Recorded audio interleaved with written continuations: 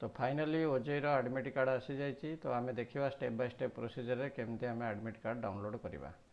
So download admit card को click click कर सारा आमर गोटे पेज आसो।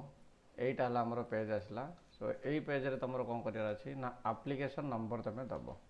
सो एप्लिकेशन नंबर तुम देदेल कौन सी तुम एप्लिकेशन तुम जहाँ भी तुम नंबर थी तुम देदेल। सो देदेला तुम कौन कर जो पासवर्ड जब फास्ट टाइम पे तुम ये कर पासवर्ड तुम डेट ऑफ बर्थ टाक DDMMYY ट्राए कर।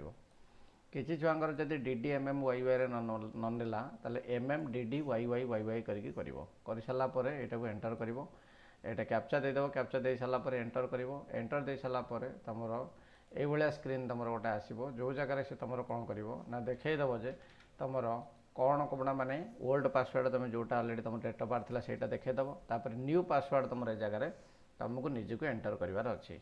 से न्यू पासवर्ड तुम एंटर कर सारापर ये चेंज पासवर्ड कर चेंज पासवर्ड तुम ये तौक तुम देखईदेव change password. So change password हो सारापर तुम लॉगिन कर लॉगिन कर सारापर तुम एडमिट कार्ड ऑटोमेटिक डाउनलोड हो डाउनलोड हो सारापर तुम कौ जगह एग्जाम सेंटर पड़ी तुम देख देखिए तुम ठार केते डिस्टेंस अच्छी देख जो मानकर फास्ट शिफ्ट एग्जाम अच्छी सो ट्राए कर मिनिमम 1 आवर पूर्व जाकि पहुँचापी एग्जाम हॉल रे।